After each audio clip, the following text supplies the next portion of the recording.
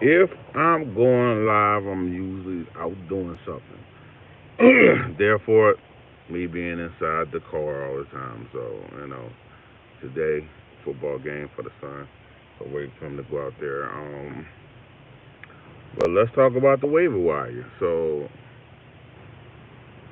depending on what your bill was this year, most of my teams, I went wide receiver heavy. So, if I was doing it right, I went three major wide receivers, and so my bench is mostly filled with running backs. It's just filled with backup running backs. So I just was gonna bank on my major wide receivers staying healthy and fill my bench up with running backs. So if someone get injured, well, backup running back. So if a major running back get injured, bam, I'll have his backup. So unfortunately, when this happened with Jerome Ford, I did have him on teams, but I think I had dropped him.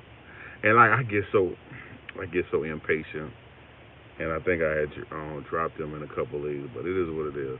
Um,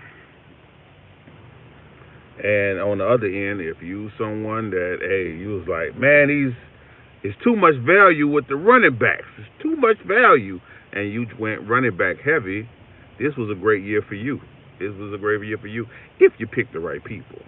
But for you guys that maybe didn't get pick the right people, or you went running back heavy, guess what? This is the time of year people drop good wide receivers, rookie wide receivers, that is. So these high draft pedigree wide receivers that people haven't been seeing produce on their team, they dropping them. So Quentin Johnson getting dropped because in their mind they like, oh, they got two wide receivers in front of them. Not thinking that Keenan Allen is old as shit and could get hurt any day.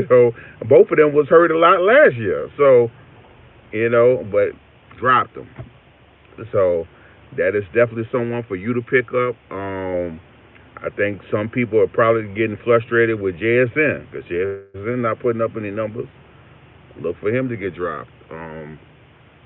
So you got to be looking out for these rookies, and there's still rookie running backs sitting on the waiver wire. So people looking at A Chain wondering like, what, and dropped him. I saw Bigsby on the waiver wire.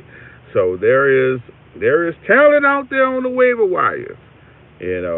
Sometimes you got to be a little lucky when it comes to the right person you put on your team, because when it comes to backup running backs you have on your team, of course you can't predict who's gonna get injured.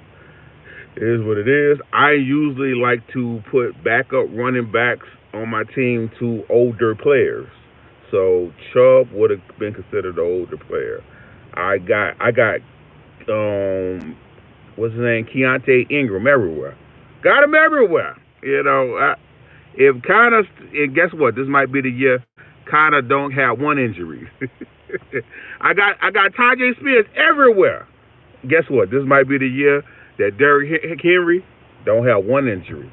But guess what? I got him. I got him on deck, ready, just in case he do.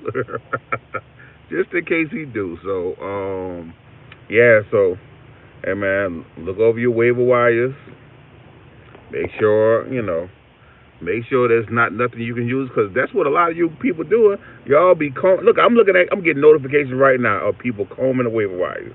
People be combing the hell out that waiver wire. So just make sure you're doing it right, and getting someone that can come in and give you serious upside. So we don't want we don't want no marginal replacement player. We want someone to give us serious upside. So, and definitely these young rookies with talent, talented rookies can do that.